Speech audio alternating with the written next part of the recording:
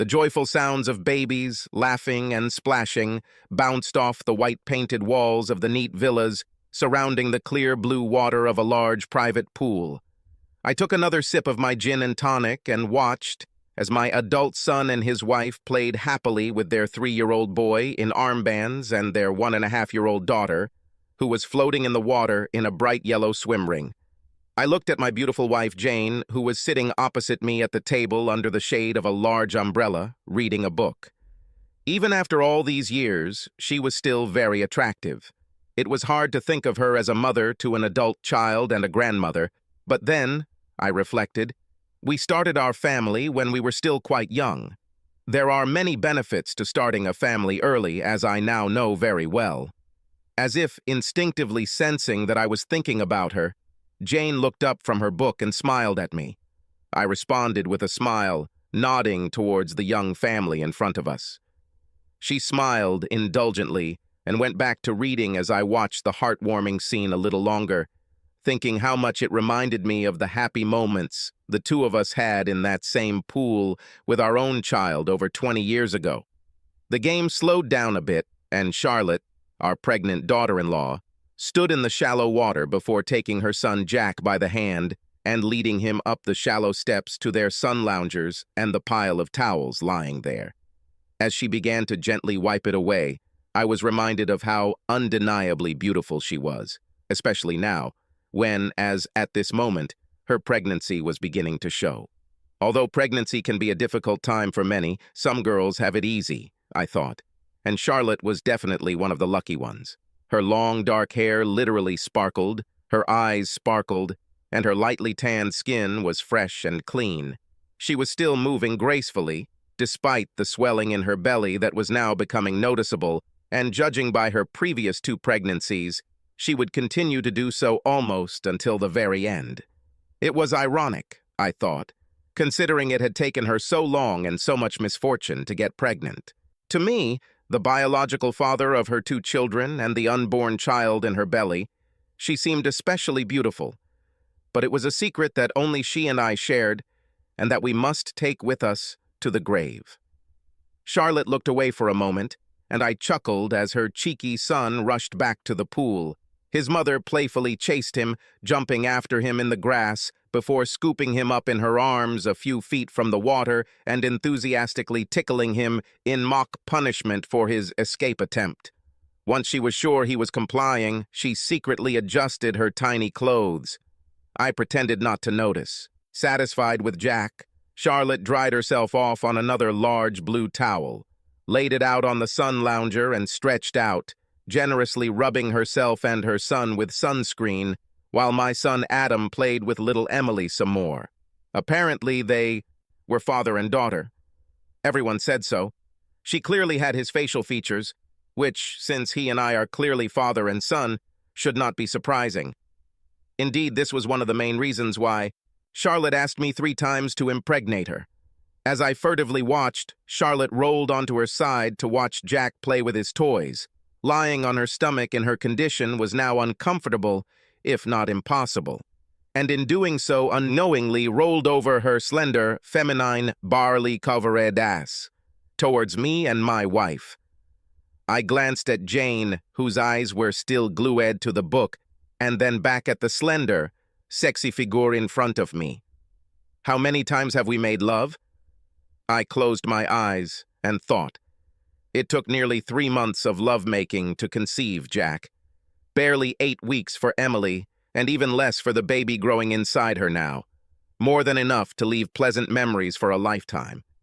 I lay down in the sun, closed my eyes, and remembered how it all started about 4 years ago. Charlotte and our only child, Adam, were happily married for over 10 years. Both high-profile graduates with research positions at the top university where they studied, met, and married, they initially focused on their careers. Over the years, I never had the right time, from a professional point of view, to start a family. They worked and studied very hard and achieved considerable academic success, but as with academia, the financial rewards were somewhat meager. Over time, however, the sound of their biological clock ticking became louder and louder until, at the age of 30, they finally began trying for a baby, After years of trying and no subsequent pregnancy, it became clear that something was definitely wrong. Charlotte was practically half of their relationship, and she had to do something to improve the situation, and after several heated conversations, Adam finally agreed that they both should go to the doctor. Long story short, they discovered that there was a problem, and the problem was Adam. Typical of our beloved only son, Adam's problem could not have been a low supply of materials that could have been solved quite simply. No, his situation turned out to be a complex problem involving a malfunction of his fluid, which he apparently produced in huge quantities, but which was largely unable to fertilize Charlotte's eggs. Natural conception was deemed extremely unlikely, so in their mid-30s they began a series of complex IVF programs designed to select the best, most promising specimens and artificially assist them in the arduous task of fertilizing Charlotte's eggs. This involved taking powerful fertility drugs over long periods, which wreaked havoc with her hormones, and led to frequent and more emotional arguments than ever before in their happy marriage. The first 2 rounds of IVF were paid for by the National Health Service, but after their failure, the couple were left alone with financial difficulties. IVF programs are extremely expensive, and Adam's problem meant that they required treatment at the high end of an already high price scale, but as they got older and more desperate to have a child, they spent more and more money on more and more number of rounds of IVF, until eventually all their savings were gone, along with most of the equity in their semi-detached Victorian home. Without hesitation, Jane and I loaned them enough money for 2 more programs, both predictably unsuccessful. But after that, we also had no savings left, except for my modest pension fund. Charlotte's parents were unable to help at all. Her father had died several years earlier, leaving her mother with a comfortable widow's pension, but no money to spare. There was nothing left to do but save. After a year of frugal living and selling Charlotte's car and mortgaging the last of the equity in their home, they were finally able to afford a 7th round of IVF using a newly developed technique. At first, to our surprise, it seemed to be successful. Charlotte even said she felt different on the inside. Her hair was shiny, and for a few blissful weeks, we all began to believe that they might finally conceive, although none of us dared say it out loud, as if for fear of tempting fate. However, we all started making secret plans in case there was a baby in the house. Having money meant DIY renovations were much needed, and I took some time off from my job as a builder to help renovate and decorate their poorly maintained home. The exterior woodwork alone would require a good 2 weeks of work, which meant I would be at their house quite a lot. Adam and Charlotte were still working full-time, so I was left on my own, which I honestly prefer. I can concentrate better and work faster if I am not disturbed. It took 3 full days to repair the worst of the damage that years of neglect and lack of money had caused, and I was ready to begin the long process of painting the results of my labor when I heard an unexpected sound from the kitchen.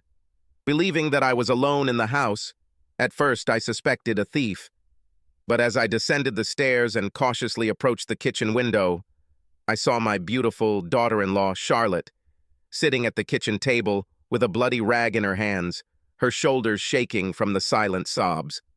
Quietly opening the door, I slowly entered the room. Charlotte didn't even acknowledge my presence. She just continued to cry, twisting the rag in her fingers. Charlie, what happened?" I asked quietly, pulling up a chair, placing one hand on her forearm, and wrapping my other arm around her shoulders. She made a few muffled noises, as if unable to speak, so I just hugged her tightly in silence. At first, this only seemed to make the situation worse. Her sobs became louder, and big, salty tears ran down her cheeks and onto mine. But eventually, she began to come to her senses a little and regained some of her ability to speak.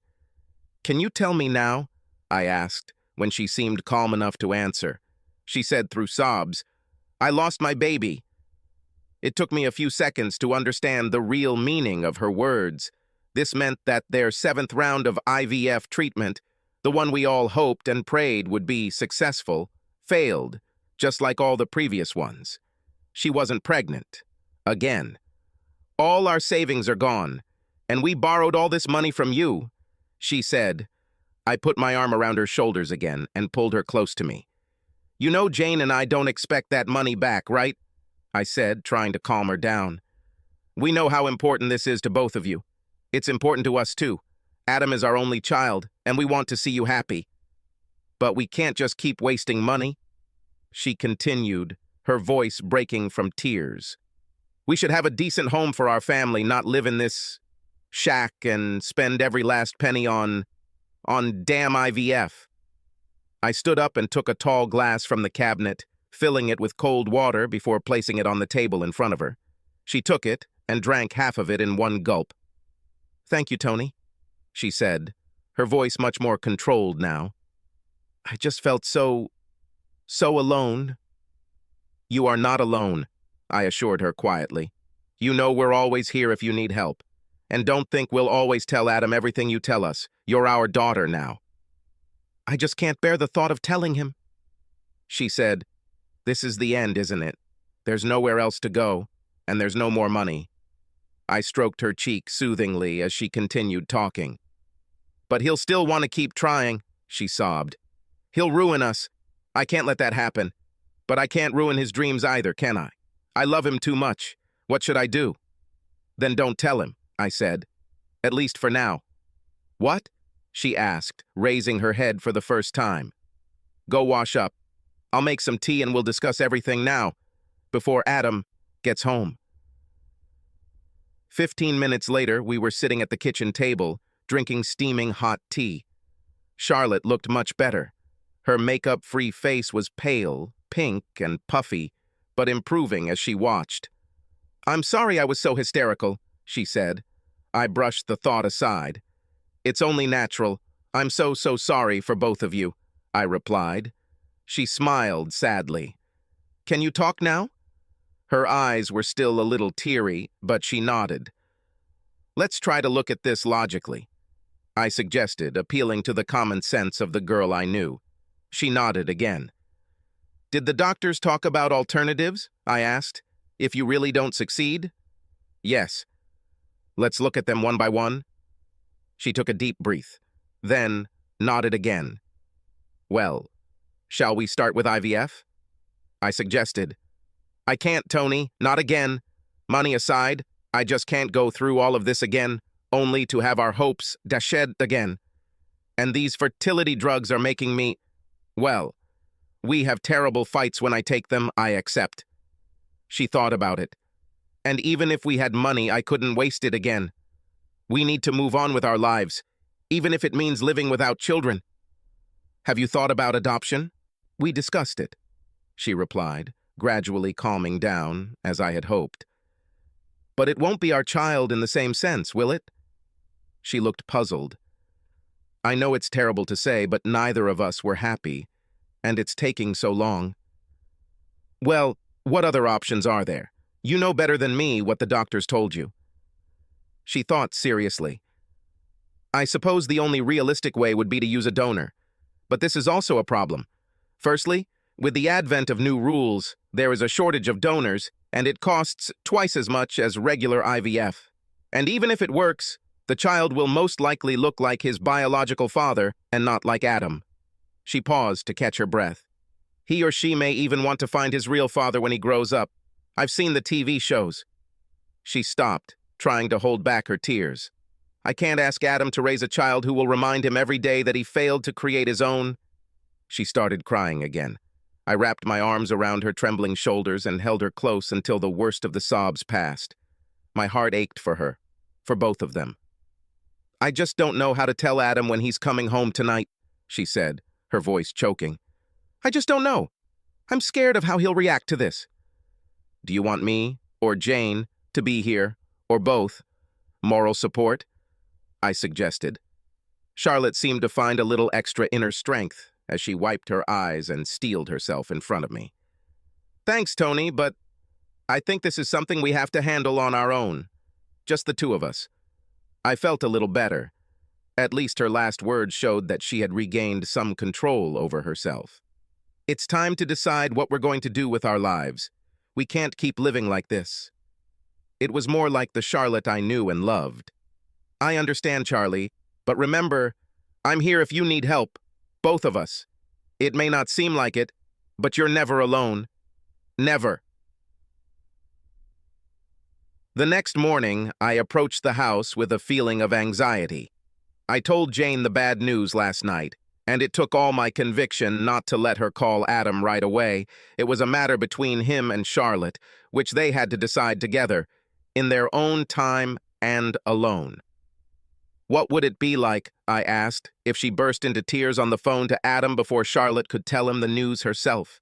Jane had a hard time overcoming her maternal instincts towards both of them, but she eventually agreed.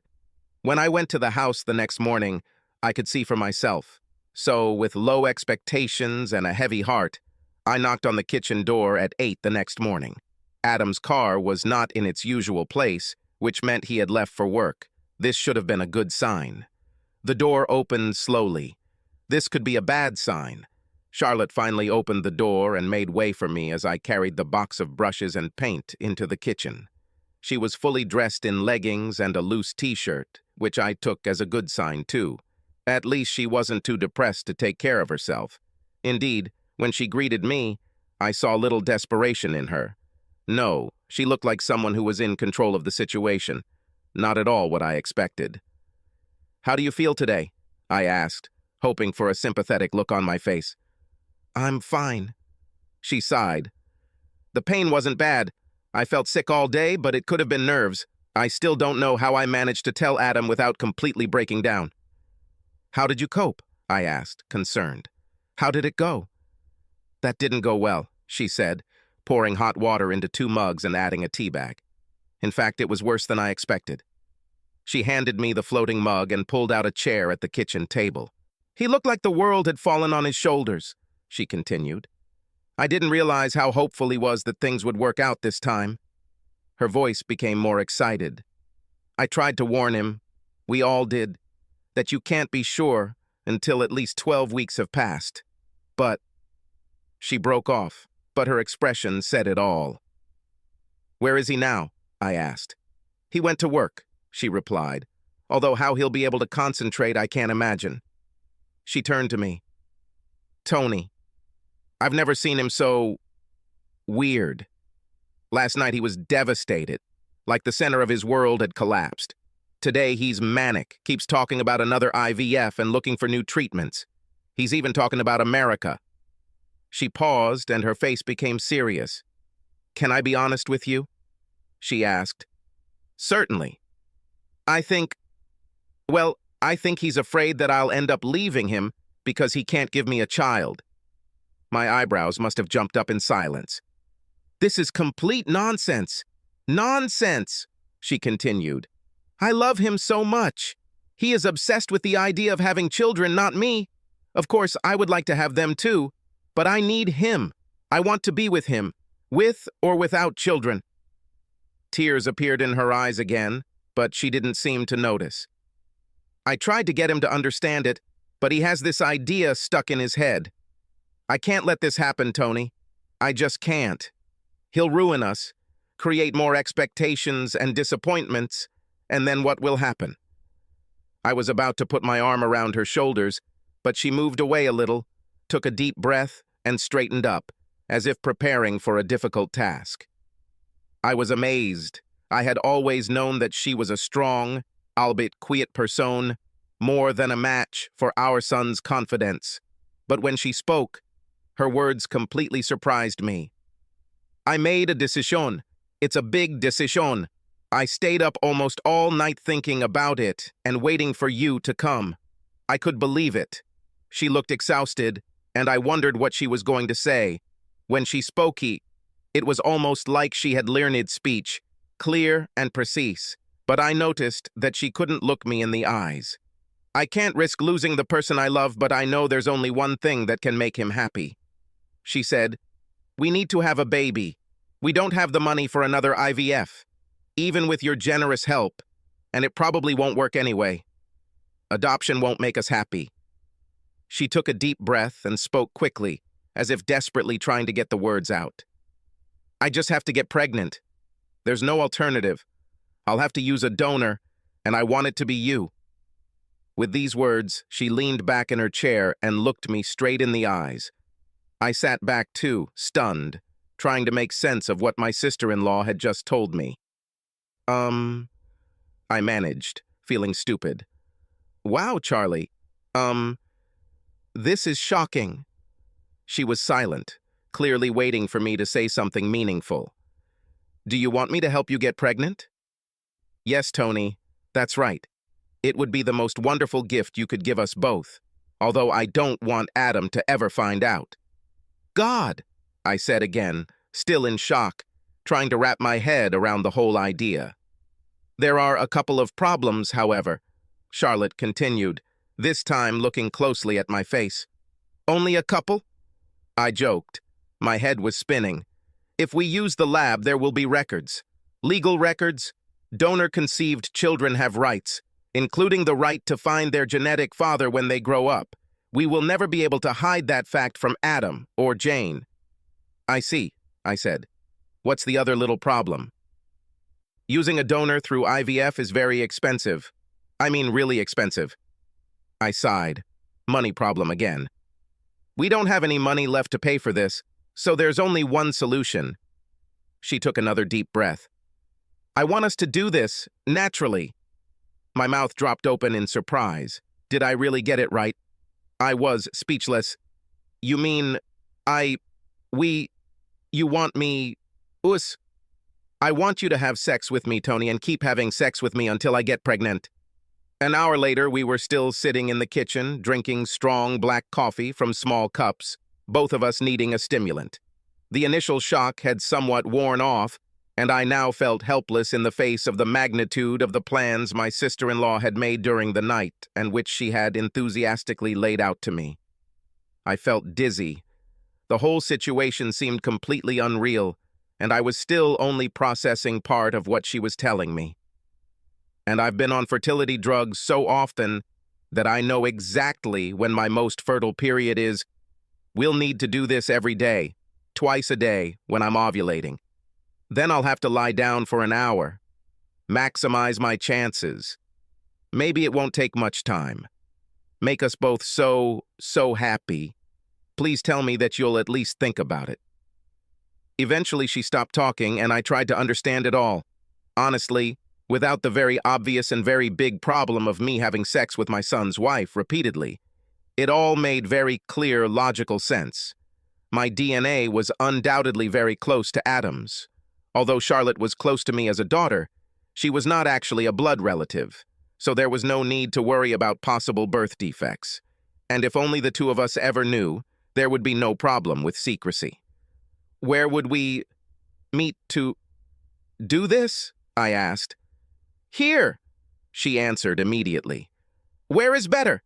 You're going to be here alone for a few weeks, working around the house. We're so grateful for that. You know that, don't you? I'm only working part-time this semester to recover from my miscarriage. No one has any reason to suspect anything." "What would you do with Adam?" I asked with concern. "If you got pregnant, he would have to believe it was his." I thought about that too. She said, "Tomorrow I have an appointment with a specialist. I will tell Adam that I was asked if we would take part in a clinical trial for some new specialty fertility drugs. I will say that they are not participating. It's not properly approved yet, but the doctors feel so sorry for us that they would like to give us a chance to at least try. For free. So you will continue trying with him at the same time?" "I have to, otherwise he won't believe it's his child. But if you do this to him the same way you did to me, well, he'll notice. If we do this twice a day, well, sorry." Charlotte seemed to think for a minute. "Everything is fine. I'll just tell him that one of the side effects of the drugs is that they cause a little inflammation." She was laughing. "I'll probably still be upset if we do this as long as I think we need to." I had to admit that the plan actually worked. "So, what would you actually take?" "High dosage of folic acid," she answered immediately. "Either way, it's a good thing, and it comes in packages with little to no labeling, so it could be anything." "You really thought of everything." I said I was impressed. And of course, there would be no complications between us, like falling in love with each other and a ruined marriage. It would just be fertilization. If we agree to do this, when do you want to start? I asked quietly. The sooner we start, the sooner I can get pregnant. She laughed, but I realized she was at least half serious. But realistically, after a miscarriage, I'll probably become fertile quickly. My body will sort of compensate for the loss, so the sooner the better. I need to think about this, Charlie. Can you give me 24 hours? Of course, and I'll still love you if you say no. She grabbed my hand and squeezed it. But I really hope you agree. You could save our marriage, our financial future, and our happiness. She paused, and then her face blossomed into a wonderfully mischievous smile, along with a bright red blush. And to be honest, you might even enjoy the process too. How often in life are you offered something like this? After making the decision and convincing myself that it was for the right reasons, I slept more peacefully that night, but was still not without anxiety. I had reassured my conscience regarding the betrayal of my wife and son, but a whole new set of concerns arose in my mind. I haven't had sex with anyone other than my wife in almost 30 years. We still had a pretty active sex life, so I knew I didn't have any major problems in that department. But what if my nerves got the better of me in Charlotte's presence, and I couldn't cope? Eventually, however, I fell asleep, waking up 5 minutes before the alarm was supposed to go off. I made tea for Jane and myself, then showered, shaved, and got dressed for work. I took special care to maintain the limited amount of hair on my face and body to ensure I looked as presentable as possible. Jane isn't much of a morning person, so she didn't notice my extra effort.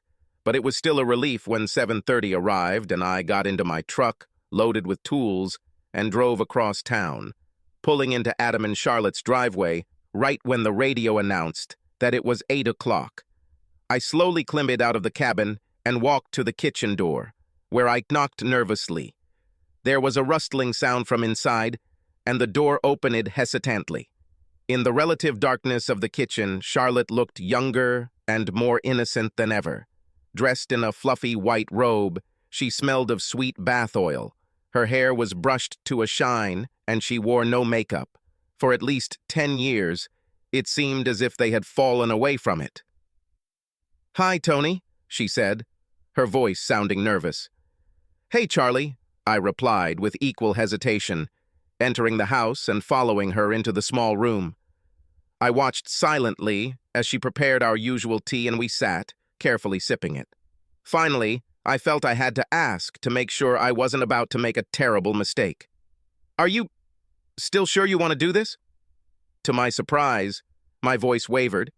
In response, she nodded categorically. "As long as you're okay with the idea and all the consequences." I've been thinking about this since our conversation the evening before. I could live with it as long as it stayed our secret and made them both happy. "How do you want to, do this?" I whispered. She blushed. I thought we'd go to the guest room and... If you need a shower, I'll wait for you." Her voice was shaking. "Okay, Charlie, whatever you say. It's entirely your decision, and if you change your mind..." I left the sentence unfinished. We quickly and silently finished our tea. 2 minutes later, I was in the shower for the second time in an hour, feeling the hot water on my skin. I looked at my body. Not too bad for a man in the late 50s, I thought with a grin. Probably the result of physical labor. I was already half excited. Thank God this shouldn't have been a problem today, I thought, silently grateful for it. After a minute or two, I turned off the shower and stepped out of the stall, drying myself off with the towel that Charlotte had apparently left for my use. Fresh new towel, fresh new robe. It's clear that Charlotte has decided to point to a new beginning. I wrapped a towel around my waist and walked out onto the landing. The door to the guest room was slightly open. To my surprise, everything inside was illuminated by bright sunlight. and for a minute I thought that Charlotte had changed her mind and stayed downstairs. But when I entered the room, I saw her robe neatly folded on the chair. She was naked. I inhaled sharply, and she smiled shyly. I felt my arousal tighten against the towel around my waist. Is this really happening? Isn't this all a dream? I remembered what we had said to each other the evening before. This is not cheating, this is just fertilization. We'll make it as clinical as possible. We won't even kiss. That doesn't mean we're going to fall in love, does it? Adam will be so happy. This is what he wants most in his life. The entire process from start to finish took less than 10 minutes. Our eyes met, and all four of us were in tears. Is this what you wanted? I asked quietly, my voice trembling. Charlotte smiled and nodded, a look of relief appearing on her face. Now it's too late to change your mind. I rolled onto my back and lay down next to her on the bed. I have to stay like this for another hour. She giggled. I'm glad that only you can see me. It's a good thing neither of us have to go to work yet, I said. Really? She replied. 15 minutes later, I returned to the bedroom, already dressed, to find her asleep, her knees still tightly pressed together and raised on a pile of pillows. I went downstairs and got to work. About an hour later, I heard the front door open and looked down the stairs. Charlotte, now fully dressed in jeans and a loose sweater, was coming around the corner of the house with another large mug of tea in her hand. I happily went downstairs to meet her. This is wonderful, thank you, I said, taking the floating mug from her hands. Are you feeling good? Still no regrets? Charlotte looked a little embarrassed, but only a little. I'm happier than I've been in a long time, and relieved now that it's all started. Her smile was a mixture of innocence and guilt, and it melted my heart. Are you going out? I asked, noticing the bag over my shoulder. Yes. I need to go to work to make copies and then to the supermarket. She smiled suggestively. Don't worry, I'll be back in about an hour for our meeting. I'm determined now. See you later. Thanks for the tea, I replied, sipping the hot drink as she walked away to her car and drove down the road. She returned at noon, smiled at me, and went into the house. I half expected her to change her mind and resigned myself to the fact that I would only have one wonderful memory of making love to my beautiful sister-in-law. But I underestimated Charlotte's determination. Half an hour later, she came out the back door and asked if I was ready. I didn't need to be told twice. Following her into the house and upstairs, I took a shower, and the whole incredible process was repeated, this time with much less embarrassment for both of us. For the next 2 weeks, we made love every day, often twice, except on Sundays, when my son was around all day. Every few days, Charlotte took a home pregnancy test to see if she was already pregnant, which happened far more often than necessary, but like I said, she's a determined girl, with no luck. For over 2 months, we had sex every day for 3 out of 4 weeks, and Charlotte always hoped that her period wouldn't ruin the 4th. It's no surprise that she and I became even closer than before. On the second Thursday of the 3rd month, I arrived at 8 in the morning, ready and eager to perform, but as I approached the back door, it was thrown open, and a half-mad, half-dressed Charlotte rushed out and threw her arms around my neck. Look, Tony, look!" She muttered something, her words overlapping each other. She shoved something long white in my face, too close for me to see it properly. I chuckled and took it from her hand. It was one of her home test kits, but this time the message in the small window was clear and unambiguous. Pregnant. I was stunned. After all the tears, all the years of trying and tens of thousands of pounds spent on IVF, all it took was 2 months of blissful, amazing, heartwarming sex with one of the most beautiful creatures I've ever encountered to bring happiness on such an epic scale. I took her hand and carefully led her into the kitchen, her feet seemingly barely touching the floor. Her hair was disheveled, her dress was only half-buttoned, and I held her in my arms for a long time, while tears of joy began to roll down her cheeks. "Thank you," she sobbed. "I can't tell you how much this means. how grateful I am, but I reassured her. "We still have a long way to go," I whispered, "before you can tell the world. But this is really very good news. I would open a bottle of champagne if it didn't give away our secret." She giggled. "Anyway, I can't drink anything now. I won't take any chances with this child." She pressed her hand to her flat stomach, her face now shining despite her tears of joy. She kissed me on the cheek. "You're amazing, Tony. Remember this." She danced on the kitchen floor like a 10-year-old girl, screaming in a sing-song voice, "I will have a baby! I will have a baby! I will have a baby!" Then, as if an unwanted thought had entered her mind, she suddenly became more serious. "I believe our daily sessions have now served their purpose." This thought obviously also occurred to me. It was a bittersweet moment. I think I'll miss them. It was great while it lasted, I thought. But we have always strived for this. This is a really great result. I paused. She looked at me. I looked at her. Charlotte smiled her sweetest smile and took my hand. "Maybe we can try again? Some kind of holiday?" I blushed as she led me upstairs. This time, slowly and tenderly, making love to the beautiful young woman who was now truly carrying my child. Charlotte's pregnancy did not go smoothly due to terrible morning sickness and high blood pressure, but it lasted a full 9 months. When she felt confident enough to go public with the news 12 weeks later, our son Adam was absolutely over the moon and sounded almost drunk with pure joy as he called me and his mother early that morning, accompanied by his mother, Charlotte, and then most of the contents of his address book. "This is incredible, Dad. After everything we've been through, for it to happen naturally, like this." In the face of such obvious happiness, my last painful doubts immediately disappeared. Eventually, as you know from the beginning of this story, Charlotte gave birth to a boy. 7 pounds, 4 ounces, a good healthy weight, in just 8 hours of blissful labor. He looks like me, and his genetic father, and his father Adam, and that's perfect. They finally became a real family. The next year, to my amazement, Charlotte asked me if we could repeat the process. She and Adam wanted to have a big family before they were too old to enjoy it, and hoped the same fertility drugs would work the second time around. After thinking about it all night, I called my sister-in-law the next morning. After all, the inside of their house still needed a lot of work, didn't it? Subscribe to our channel so that your second chaff doesn't cheat on you, and go ahead and listen to the next story, because this story is nothing compared to the next one. If you're under 18, don't even think about listening to the next one.